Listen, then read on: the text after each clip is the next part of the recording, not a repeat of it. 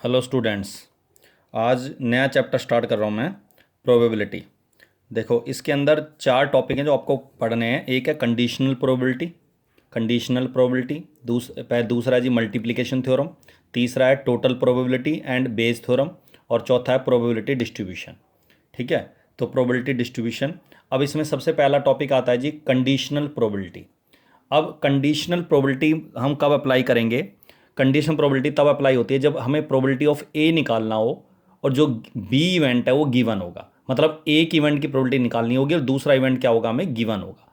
ठीक है, तो उसकी प्रोबेबिलिटी का फॉर्मूला होगा जी probability of A intersection B divided by probability of B.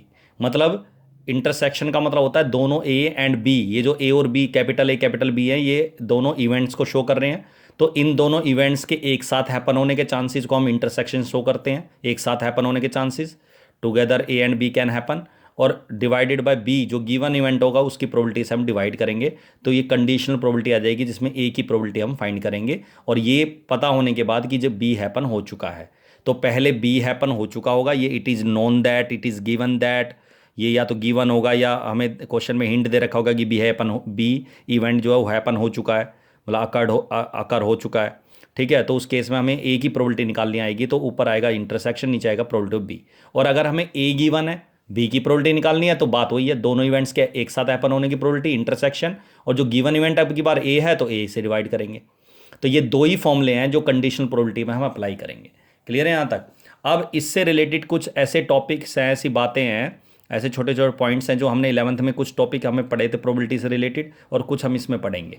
एक तो आपने 11th का टॉपिक पढ़ा था कि इम्पॉसिबल इवेंट जो फाई की प्रोबेबिलिटी होती है वो जीरो होती है, और सर्टेन इवेंट जो सैंपल स्पेस जिसको हम एस से रिप्रेजेंट करते हैं सैंपल स्पेस, उसकी प्रोबेबिलिटी 1 होती है। तो इसका मतलब ये हो गया कि किसी भी इवेंट की प्रोबेबिलिटी 0 से लेकर 1 तक होती है।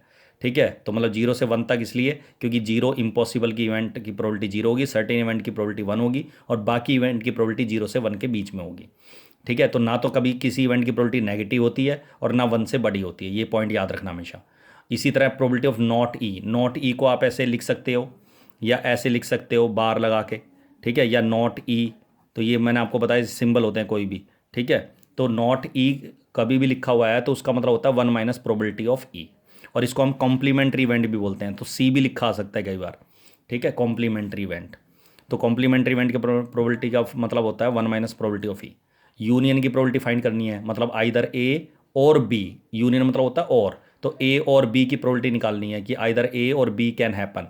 तो उस केस में आता है ए की प्रोबेबिलिटी प्लस बी की probability minus probability of A intersection B, means A and B both can happen together.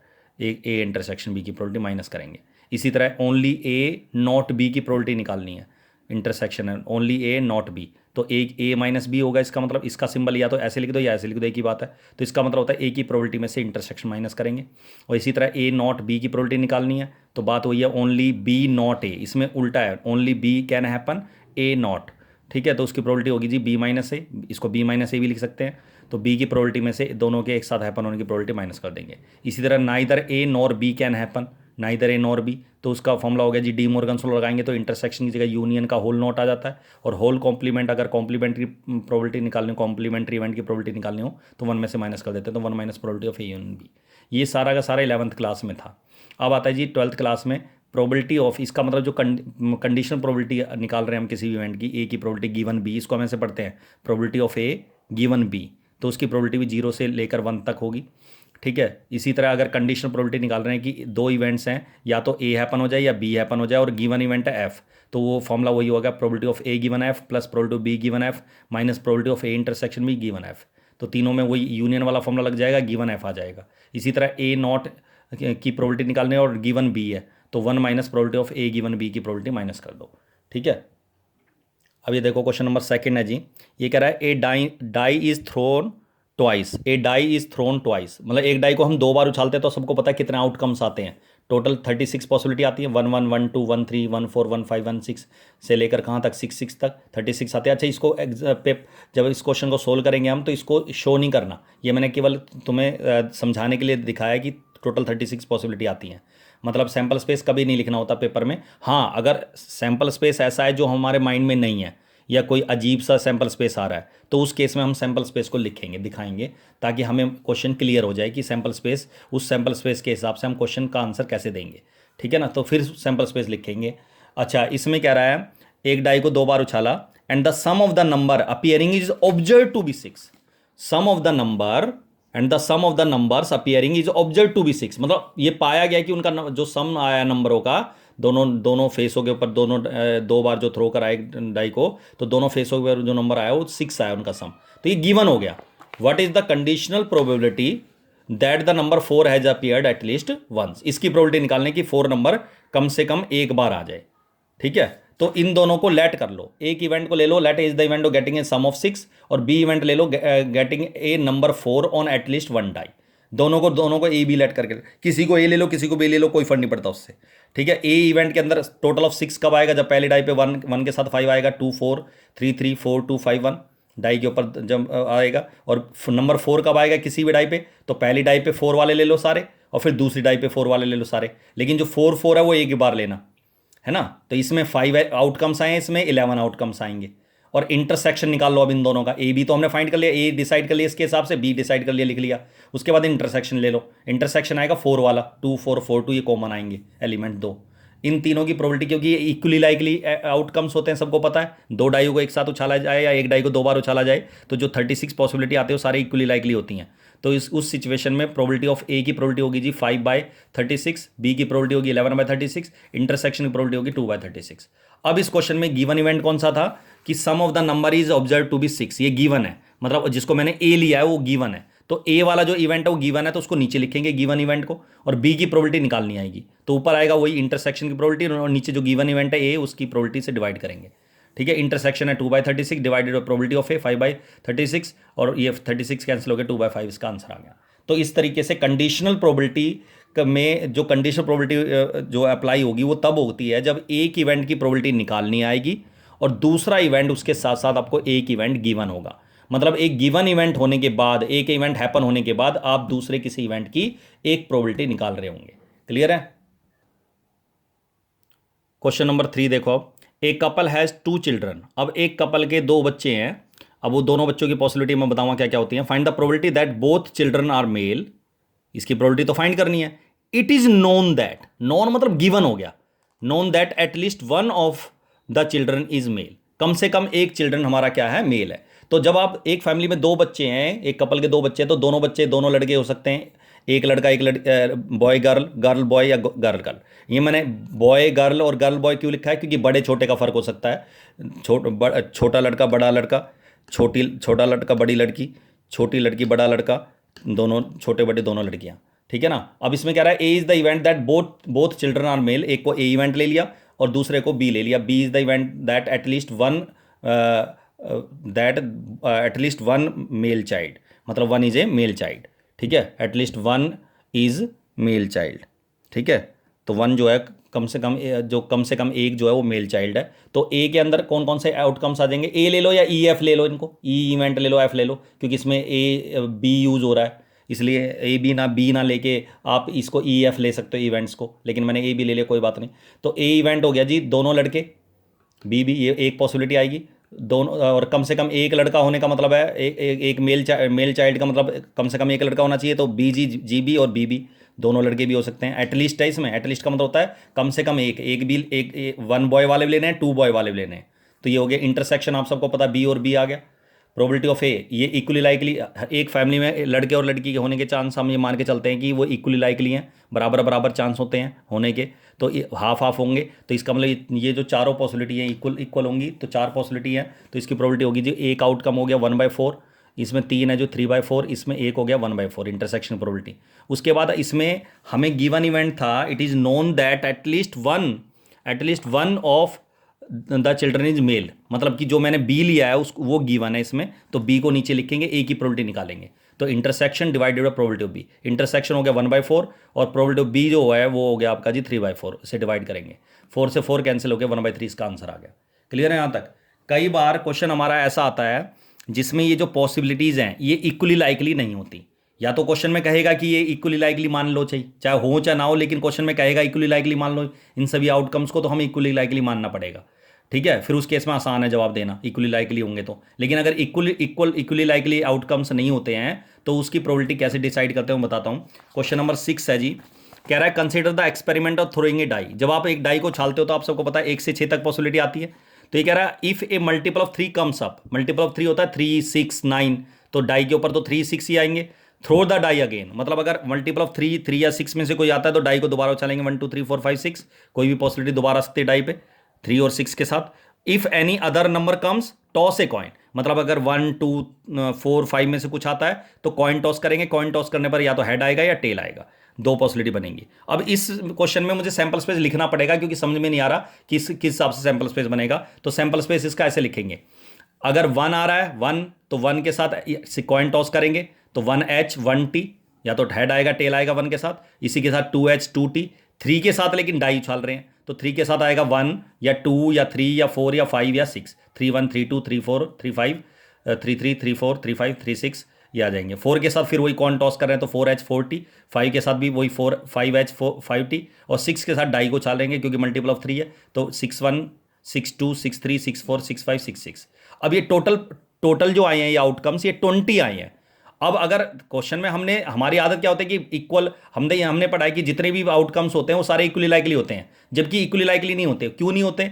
क्योंकि जब आप कॉइन टॉस करते हो तो आप सबको पता है हेड आने के चांस एक कॉइन टॉस करने पर हाफ हाफ होते हैं, हेड टेल आने के चांसेस, और डाई थ्रो करने पर 1 आने के चांस होते हैं 1/6, 2 के भी 1/6, 3 के भी 1/6, सबके 1/6 होते हैं, इक्वली लाइकली मान के चलते हैं।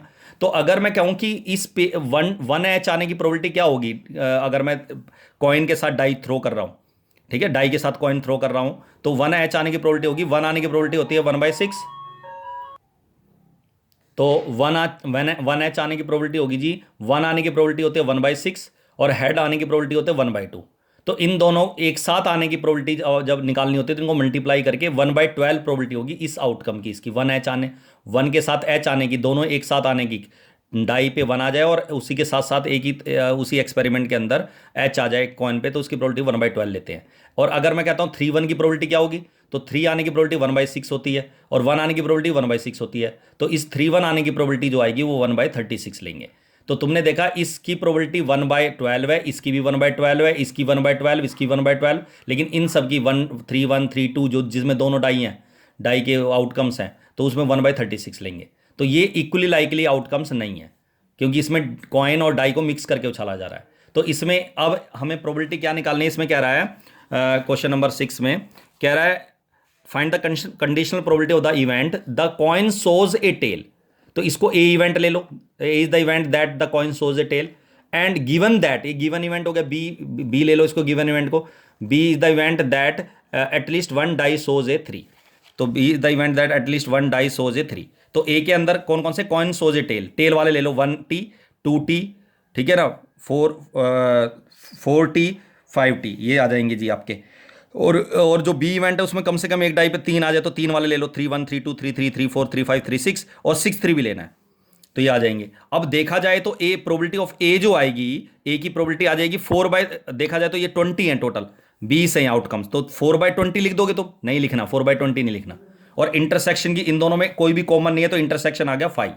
तो अब इसकी प्रोबेबिलिटी कैसे देखेंगे हम, देखो,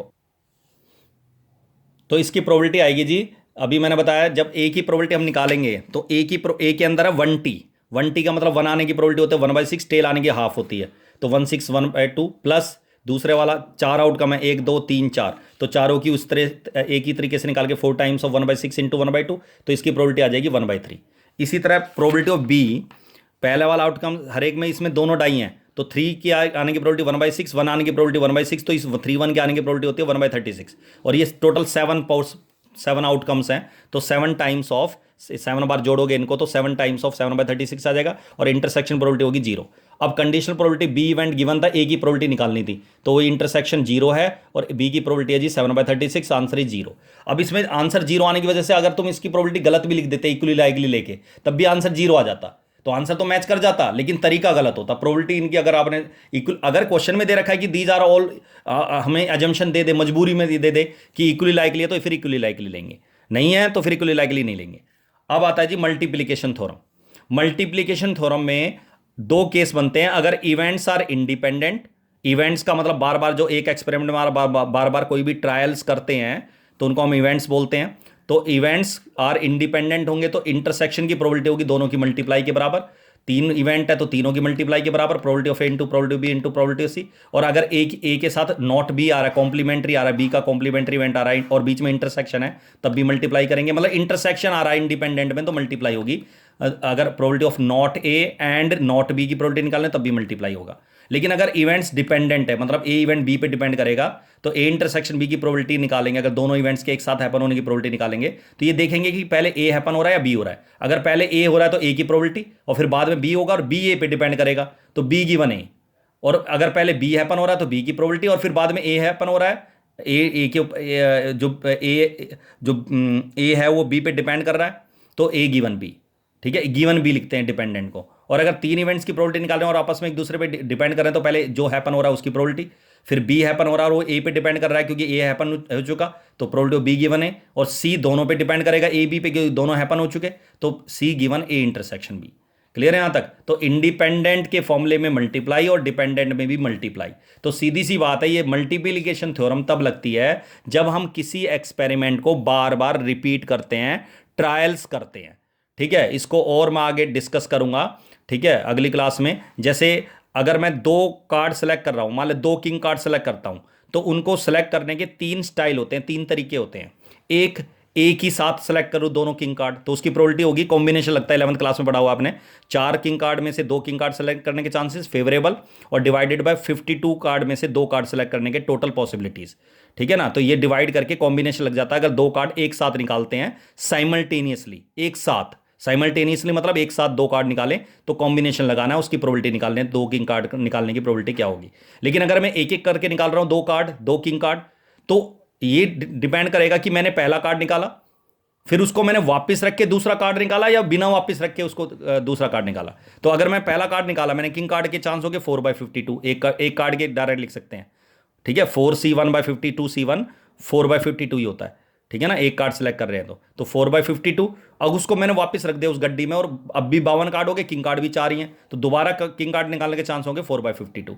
तो 2 किंग कार्ड की प्रोबेबिलिटी निकालेंगे, दोनों को मल्टीप्लाई करेंगे तो ये इंडिपेंडेंट ट्रायल होगी। इंडिपेंडेंट क्यों? विद रिप्लेसमेंट हो गया, रिप्लेस कर दिया, वापस रिप्लेस करके दोबारा निकाल रहा हूं मैं।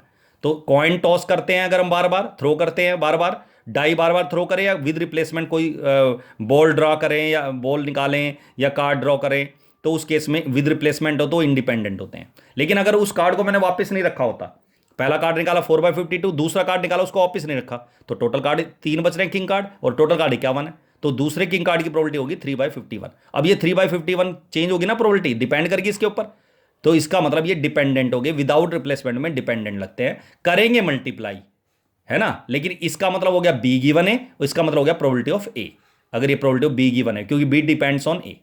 क्लियर है यहां तक? और अगली क्लास में इसके क्वेश्चन डिस्कस करूंगा मैं। आज के लिए इतना ही, दैट्स ऑल।